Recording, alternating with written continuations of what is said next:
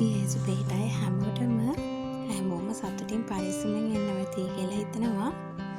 ඉතින් ඔන්න අද ටික කාලෙකට පස්සේ වීඩියෝ එකක් අරන් ආවා. ඉතින් මේ දවසේ ඔන්න මම බබත් එක්ක මේ පොඩි වැඩක් කරන්න යන්නේ. හැබැයි මෙයා කරන්න දෙයිද දන්නේ නැහැ. මගෙන් නවත්තන්න වේද දන්නේත් නැහැ. ඉතින් මෙන්න මේ විදිහට තමයි රූම් එක තියෙන්නේ. මම අද කරගන්න හැදුවේ මේ බබාගේ කියන්නේ අපි කට්ටියම ඉන්න කාමරේ මේ ඇඳට බෙඩ්ෂීට් එකක් මහන්න. ඉතින් මම කලින් මහලා තියෙනවා බෙඩ්ෂීට් එකක්. ඒ මහුවට අර වාටිය විතරයිනේ මහලා මේව කරගන්නේ. ඉතින් මං හිතුවා අර එලාස්ටික් එක දාලා හදන බෙඩ්ෂීට් එක පොඩ්ඩක් YouTube එකෙනුත් බලලා මේ අයිඩියා එකක් අරගෙන එක කොහොම හරි මහලා බලනවා කියලා. ඉතින් ඇත්තටම මේ අපේ එලියෙන් ගන්නවට වඩා ෂොප් එකකින් ගන්නට වඩා ඒ බෙඩ්ෂීට් අපිට මහ ගන්න පුළුවන් නම් ඇත්තටම හොඳයි. මොකද දන්නවද මේ ගොඩක් ලාභයි. ඉතින් අපිට දෙයක් කරගන්න පුළුවන් නම් අපි ඒ දේ එතකොට අපිට එතෙන්ට වැය වෙන මුදල ඊට වඩා අඩුවට වේදමින් අපිට මේ දේ ගෙදරදිම කරගන්න පුළුවන්. ඉතින් අපි මේ එකපාරක් පමුණේ ගියාම අරන් ආව ලස්සන බෙඩ්ෂීට් තියෙනවා. මේ ඒ රෙදි තියෙනවා. හැබැයි මේක මේ ෆුල් කොටන් එක නෙමෙයි. කියන්නේ මේ 100% කොටන් නම් නෙමෙයි. ඒක කියන්න ඕනනේ. ඉතින් ඒ වුණාට හරිම ලස්සනයි පින්ට් එක. ඉතින් මෙන්න මේ කලර් එක තමයි මේ තෝරගත්තේ. මේකයි තව කහ පාට බෙඩ්ෂීට් එකකුත් තියෙනවා. ඒකත් හරිම ලස්සනයි. ඉතින් මම ඉස්සෙල්ලාම මේ බෙඩ්ෂීට් එක අරගත්තා. මොකද මම මේ පාටට ආසත් වෙනදා මේක මහලා බලනවා කියලා. ඉතින් මට තාම හරියට මේක කොහොමද කරන්න කියලා මේවක් නැහැ. ඒත් මං කොහොම හරි හිතාගත්ත මහනමමයි කියලා. ඉතින් මං කොට්ටෝර වලට මේ රෙදි ගත්තේ නෑ මෙතෙන්දී. ඒත් මේ විදිහට කපලා මට ඉතුරු වුණා. ඉතින් ඔන්න මං කිව්වා වගේම මට ඒක එදා කරගන්න බැරි වුණා. ඉතින් ඔන්න ඊට පස්සේ මේ වෙන දවසක් ඉතින් මං ආවා මේ මගේ තියෙන මල් පැල ටික චුට්ටක් බලන්න. ඕක මං පුරුද්දක් විදිහට උදේට බලනවා. ඉතින් මේ හොඳටම වහිනවා දැන් මේ දවස්වල. ඉතින් මේ තිබ්බ භාජනවල ඒ වතුර පිරලා ඉතින් මං ඒක අයින් කරා.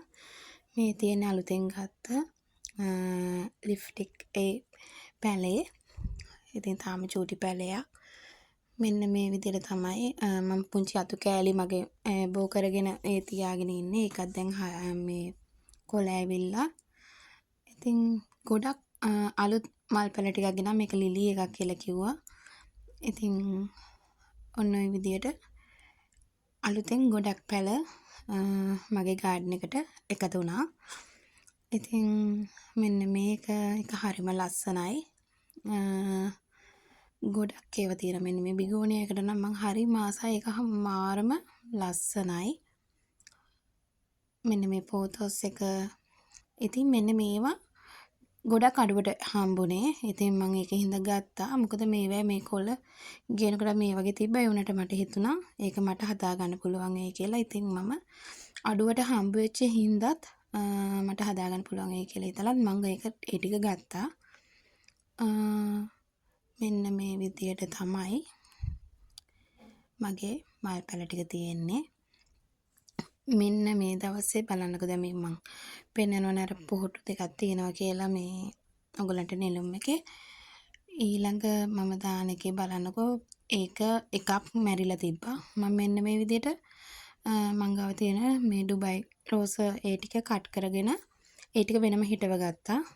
මේ මොකද අර වැවිලා අර නිකන් අර ඒවා වැක්කිරෙන වගේ තියෙනකොට කැතයින හැදෙන්නේ නැහනේ මල් පොඩි වෙන මේකින්ද මම මෙන්න විදිහට චූටි මේ දැන් මේ පෝච්චි වලටයි මේ විදිහට වෙනත් ඒවට මේ මාරු කරගත්තා. ඒක හිටව ගත්තා.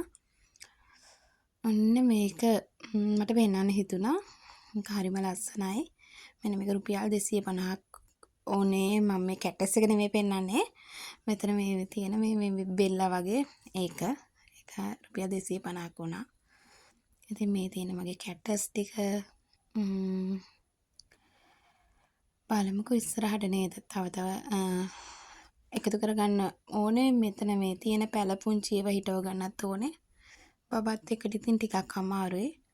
මේ දැන් මගේ ඉස්සරහ ටික මෙතන දැන් ආයි පිල්ල පැරවලින් ඒ ටිකත් අර පැත්තට ගිහින් දාන්න ඕනේ. මේ මොකද මෙතෙන්ට ගොඩක් අවු ආවා. ඉතින් මෙන්න මේ තවත් දවසක්. ඉතින් මම මේ බෙඩ්ෂීට් එක මේ වෙනකොට මහගත්තා. හැබැයි මට මහන එකේ නම් වීඩියෝ එකක් ගන්න බැරි වුණා. මම හිතනවා ඉතින් පළවෙනි පාරයි හින්දා හොඳට ටිකක් හොඳට තියෙනවා. හැබැයි 100%ක් නැහැ. මොකද චුට්ටක් ලොකු ගතියක් දැනුණා. මේ මම ඉතින් ඉලාස්ටික් එක චුට්ටක් වැඩිපුර තියලා තමයි මේක සෙට් කරගත්තේ. මොකද එතකොට මට ඒක හදාගන්න පුළුවන් හින්දා. ඉතින් මේ දවසේ හස්බන්ඩ්ගේ අම්මත් හිටියා. ඉතින් එයත් කිව්වා හොඳයි කියලා. මොකද පළවෙනි පාරනේ මේක මහපු. ඉතින් මේ තවත් දවසක්. ඉතින් මං මෙන්න මෙතෙන්ට එයා ප්ලාන්ට් එකත් ගෙනල්ලා එල්ලගත්ත. මට හිතුණා ඒක මෙතෙන්ට හොඳයි කියලා. මොකද එයාලා හුළඟටනේ හැදෙන්නේ නේද? කිසිම පස් මුකුත් නැතුව හුළඟට හැදෙන්නේ. මේ ඉතින් මං අර වෙන්ද පුරුද්දටම මාල් ටික බලන්න ගියා. චුටි පුතත් ඇහැරලා හිටියා මේ වෙලාවේ. එයාවත් එක්කගෙනමයි ගියේ.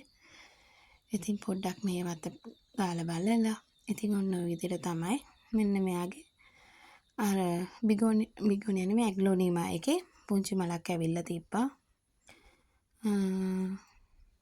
ඔන්නෝම තමයි මේ පීසියා එක. මේක නම් ඉතින් හැමතැනම තියෙන පීසියා එකනේ.